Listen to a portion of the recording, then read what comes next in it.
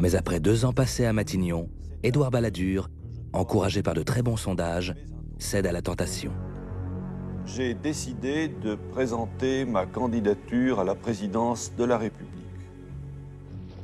Et pour, dit-on, financer sa future campagne électorale, il veut mettre la main sur Elf.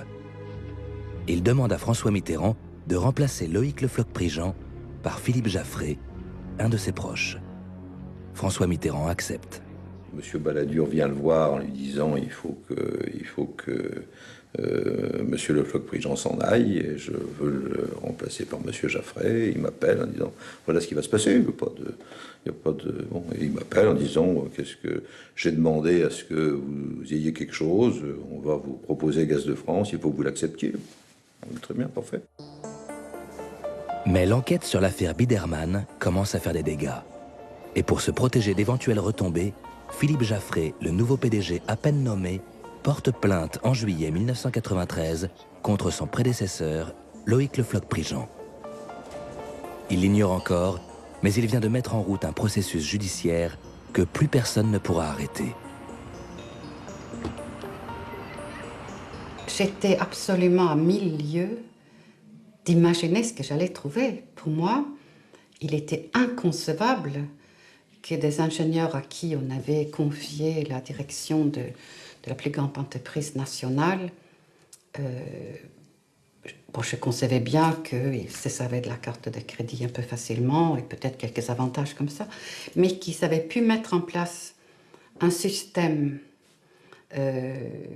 si performant et aussi systématique et alimenter autant de monde avec l'argent public. Ça, c'était un peu en dehors de ce que j'imaginais possible. La rivalité entre Balladur et Chirac va ainsi transformer une banale affaire de détournement de fonds en scandale d'État qui va briser la loi du silence que la droite et la gauche confondues respectaient.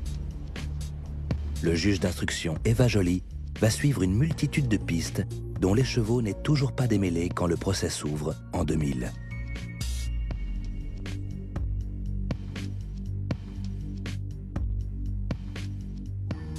Protégée en permanence par des gardes du corps tant les menaces sont précises, Eva Joly et ses collègues Laurence Vichnievsky et Renaud von Ruynbeck vont se livrer à une guérilla judiciaire épuisante contre les responsables politiques qui s'abritent derrière le secret défense.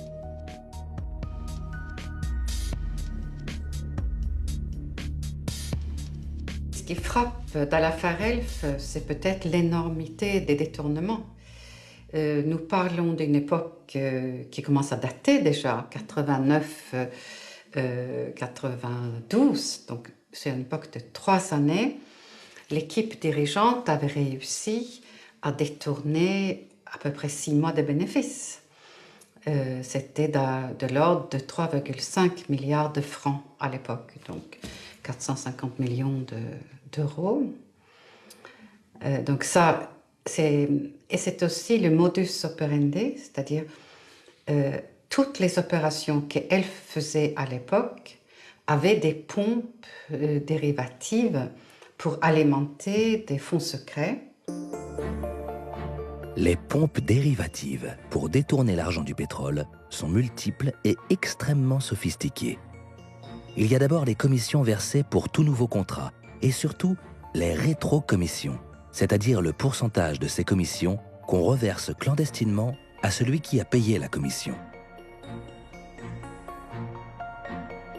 Il y a aussi l'argent versé directement au chef d'État africain. Dans les barils qui sont produits, il y a une part de ces barils, une infime part, qui va directement au chef d'État. Libre à lui de l'utiliser. C'est libre à lui d'utiliser. À la tour d'Elf, nous avons pu établir des centaines de millions de francs qui arrivaient en liquide par porteur de Suisse. Et nous avons établi d'autres flux financiers qui passaient à travers les dirigeants des pays africains. Ensuite, les dirigeants des pays africains faisaient ce qu'ils souhaitaient, ce qu'ils voulaient avec cet argent. Et comme eux, ils ont le privilège d'être chef d'État en exercice, il est dans l'état actuel de l'état du droit international impossible ou extraordinairement difficile d'enquêter sur ce que le fonds devient une fois qu'ils sont allés dans la poche de Bongo ou les autres.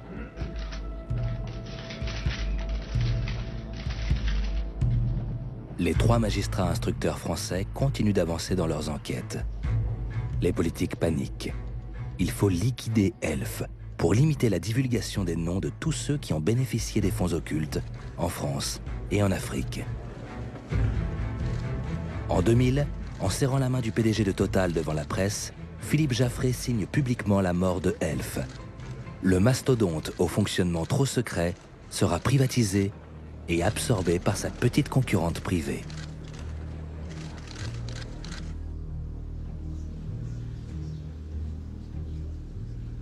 Total, la petite société, mange la grosse et 85% des cadres de Elf s'en vont dans toutes les sociétés qui existent à travers le monde. Donc le résultat est clair. Elf a disparu. Pour la petite histoire, le plus grand scandale de la République n'a accouché que de quelques petites condamnations à de la prison, le plus souvent avec sursis, et des amendes dont la plupart ne seront jamais payées. Loïc Le Floch-Prigent, avec ses 6 mois passés en prison, fait figure de bouc émissaire. Toujours sous le coup de procédures judiciaires, il parle, démonte le système, mais ne livre aucun nom.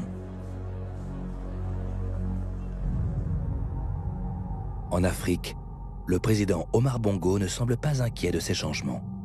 Donc rien n'a changé dans la façon de traiter les affaires avec la société pétrolière française? Non. Il y a toujours eu de la transparence et il y en a toujours. J'ai vu le président des Marais, on s'est rencontrés, il est venu même à Libreville me faire sa visite de courtoisie, et bien tout s'est très bien passé, c'est tout. Comme l'avait fait en leur temps monsieur Le Floch-Prigent et monsieur Jaffray? Ah, comme d'abord Guillaume, Chalandon, Pécard. Ah, si vous voulez que je vous les cite tous. Mais le président Bongo sait bien que quelque chose a changé. C'est désormais lui qui a la main. C'est d'Elf Gabon que provenait l'essentiel des financements occultes. Tous ceux qui, en France, ont profité de ces largesses grâce à l'argent du pétrole sont maintenant ses obligés. Alors moi, je n'en ai pas parce que j'ai... C'est déjà, il a tout. Il est Grande Croix du Mérite et Grande Croix de la Légion d'honneur. Voilà. Depuis longtemps. Eh oui. S'il vous plaît, monsieur le président. Du coup, mais je te donne ma considération. En échange. La chute du mur de Berlin, le scandale de l'affaire Elf font basculer le pouvoir de décision de la France vers l'Afrique. Dans ce basculement, un homme va jouer un rôle important. Il s'appelle Robert Bourgi. Il a de qui tenir. Son père, commerçant libanais au Sénégal, était un honorable correspondant de Jacques Foccart. Mon père et lui se connaissaient depuis 1946. Et aussi loin que je remonte dans ma mémoire, je vois M. Foccart, qui me considérait comme un des membres de sa famille, et pour lequel j'avais une affection plus que filiale. Jacques Foccart, le conseiller préféré du général de Gaulle, l'homme qui a mis en place les réseaux de la France-Afrique. En mai 1995, quand à la surprise générale, Jacques Chirac gagne les élections présidentielles, il rappelle Jacques Foccart aux affaires. Tentative pathétique de faire revivre le passé.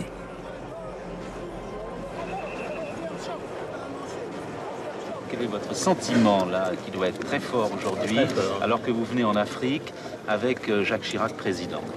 J'ai un peu l'impression que c'est peut-être pas la dernière fois, il ne faut jamais être pessimiste, mais bientôt une des dernières fois que je viens en Afrique, compte tenu de l'âge, de l'état de santé. Alors bon, ça fait quelque chose. Et vous espérez que Jacques Chirac suivra un petit peu la voie que vous avez tracée avec le général de Gaulle? J'en suis sûr. J'en suis sûr. M. Foccart avait pris de l'âge, et j'étais devenu les jambes et les bras de M. Foccart. Je me déplaçais à sa place, en Afrique. En 1997, Jacques Foccart décède. Robert Bourgi revendique le titre de fils spirituel. Mais Bourgi n'est pas Foccart. Jacques Foccart était avant tout un serviteur de l'État, aux méthodes contestables certes, mais au service de la France. Robert Bourgi, lui, est un avocat d'affaires, un conseiller de président qui préfère taire le montant de ses honoraires. Les présidents Joseph Désiré Mobutu au Zaïre, Omar Bongo au Gabon, Denis Sassou Nguesso au Congo, Laurent Gbagbo en Côte d'Ivoire sont entre autres ses clients. Robert Bourgi, contrairement à Jacques Foccart, ne dicte pas au chef d'État la politique de la France. Il est plutôt, auprès de la présidence française, le messager de ses clients africains. Et ça change tout. Car c'est bien Omar Bongo, un de ses clients, qui a pris le pouvoir sur la politique franco-africaine. Et cet homme est redoutable. Le président Bongo était chef d'orchestre sur la France-Afrique et il connaissait mieux tous les paramètres que nos responsables des cellules africaines. Et Bongo buvait du petit lait devant leur méconnaissance en leur donnant des leçons. Pompidou, Giscard, Mitterrand et Chirac. Alors s'il y a quelqu'un d'autre qui vient, je ne sais pas où je le mettrai. Il était complètement imprégné de politique française et il donnait des conseils à tous les hommes politiques en disant oui mais bon, là si jamais tu t'orientes là-dedans, là tu es cuit, tu vas pas pouvoir te faire élire, voilà comment il faut faire, etc. Donc il était complètement à l'intérieur de la politique française et il était... Et il soutenait les uns et les autres, il s'amusait. C'était son terrain de jeu intellectuel favori. Et il connaissait la France électorale depuis 1945 parfaitement. Quand il venait à Paris, que ce soit à l'hôtel Meurice, mais surtout à l'hôtel Crillon, les politiques français faisaient la queue sur le cahier de rendez-vous pour rencontrer le président Bongo. Quand j'allais voir le président Bongo au Meurice, j'étais dans les appartements privés. Mais par curiosité, j'allais dans la salle d'attente officielle. Alors là, le spectacle était hallucinant, surréaliste. Vous aviez des gens du PS, vous avez des gens de l'UMP, vous avez les gens de l'UDF. Michel Alliot-Marie, Alain Juppé, Dominique de Villepin, Philippe Douste-Blazy, Thierry Breton, Brice Hortefeux, Jean-François Copé, Renaud Dutreil, Hervé Guémard, Charles Pasqua, Xavier Darcos, François Fillon, François Bayrou, Roselyne Bachelot, Philippe Seguin, Roland Dumas, Michel Rocard, Catherine Tasca, Bernard Kouchner, Jacques Attali, Michel Barnier, Pierre Bédier, Michel de Bonnecorse, Nicolas Sarkozy, Jacques Chirac, etc., etc. Et il aimait bien donc suivre les jeunes espoirs. Et par exemple, lorsqu'il entendait dire que Dutreil avait de l'avenir, que Copé avait de l'avenir, eh ben, il disait, tiens, j'aimerais les rencontrer. Alors, l'ambassadeur les faisait venir à l'hôtel Meurice, rencontrer, puis certains étaient invités à aller faire un voyage officiel au Gabon. Mais c'était plus, il essayait de connaître avant tout le monde les futurs grands de la politique française. Les encouragements qu'Omar Bongo peut donner aux futures élites françaises, à peine sorties de l'ENA, prennent bien souvent un aspect financier. Secret de polichinelle que personne ne veut reconnaître publiquement. Mais il y a plus grave.